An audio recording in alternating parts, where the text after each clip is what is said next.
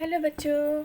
आज मैं आपको बताने जा रही हूँ 25 पेंसिलों का जादुई साम्राज्य।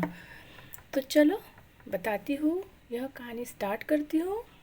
एक बड़े और आलीशान प्लास्टिक बॉक्स में 25 रंग बिरंगी पेंसिल रहती थी।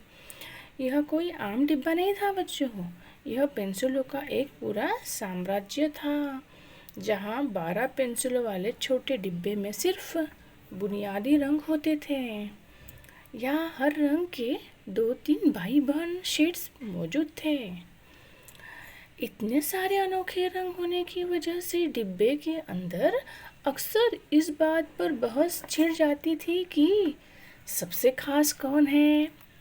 पेंसिलें ने अपने काम के हिसाब से 4 अलग अलग ग्रुप बना लिए थे, जैसे चमकदार टोली, द ब्राइट टीम। तो इसमें गहरा नीला, पीला और संतरा जैसे 6 चटक रंग थे। ये हमेशा घमंड में रहते थे बच्चों, और कहते थे कि मुख्य रंग तो हम ही हैं, हमारे बिना तो कोई काम ही नहीं होता, पेंटिंग शुरू ही नहीं होती है। फिर दूसरे रंग बोलते हैं कि इसमें लाइट जो ग्रीन था, डार्क ग्रीन था, और ऑलिव ग्रीन और भूरे मीन्स ब्राउन रंग के 7 अलग अलग शेड्स थे। तो यह कहते थे कि पेड़ पौधे, जंगलों और पहाड़ों को असली रूप में तो हम देते हैं, हमारे पास सबसे ज़्यादा शेड्स हैं। फिर बोलते हैं इसमें नाजुक peach, baby pink, light purple और स्काई ब्लू जैसे 6 पेंसिल थी। तो बाकी पेंसिलें इन्हें हल्का और कमज़ोर समझती थी, लेकिन ये गर्व से कहती थी इंसानों के चेहरे में जान डालना और पेंटिंग को कोमल एहसास देना सिर्फ हमारे बस की बात है। तो इस आखिरी ग्रुप में 6 पेंसिल थी। अब वो कौन सी पेंसिल थी? चमकदार गोल्डन, सिल्वर, गहरा काला, सफ़ेद और ग्रे के शेड्स। ये सबसे शांत रहती थी और कहती थी कि हम पेंटिंग में वो चमक और परछाई यानी शैडो लाते हैं जो तुम में कोई नहीं ला सकता। तो एक दिन आर्ट कॉलेज की एक होनहार छात्रा रिया ने उस 25 शेड वाले डिब्बे को खोला।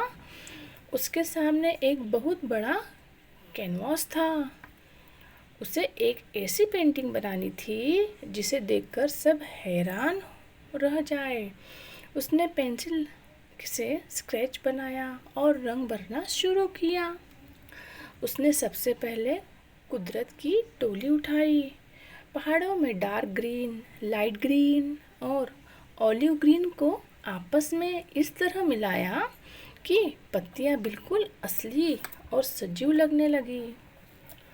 फिर उसने चमकदार टोली से उगता हुआ सूरज और लाल नारंगी फूलों की पूरी बहार ला दी।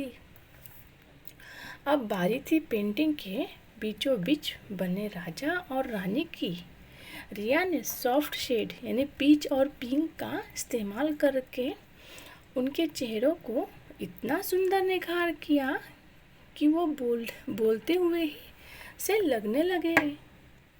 आखिर में राजा के मुकुट को चमकाने के लिए उसने गोल्डन और सिल्वर पेंसिल उठाई और पेड़ों की परछाई दिखाने के लिए ग्रे और ब्लैक का जादू दिखाया। तो बच्चों 25 की 25 पेंसिल अपनी पूरी ताकत से कागज पर अपनी कला बिखेर ली।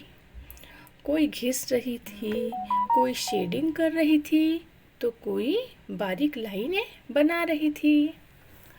तो बच्चों इसमें हमारे असली सीख क्या मिलती है? जैसे शाम तक पेंटिंग पूरी हो गई। वह इतनी लाजवाब थी बच्चों कि रिया को फर्स्ट प्राइज मिला, प्रथम पुरस्कार मिला। रात को जब सारी पेंसिल थक कर वापस अपने डिब्बे में आई तो उनका आपसी भेदभाव और घमंड पूरी तरह खत्म हो चुका था। गोल्डन पेंसिल ने मुस्कुराकर बाकी पेंसिलों से कहा, आज हम सबको समझ आ गया कि अगर हमारे पास ये 25 अलग अलग शेड्स न होते तो रिया की पेंटिंग इतनी सजीव कभी नहीं बनती।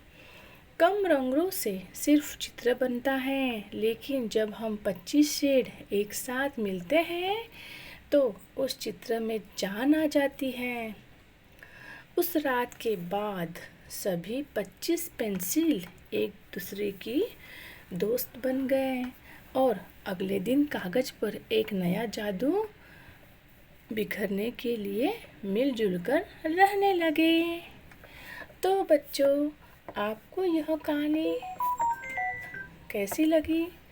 अगर यह कहानी समझ आए तो लाइक करिए और मेरे चैनल को सब्सक्राइब करिए ताकि मैं इसी तरह वीडियो बनाते रहूं।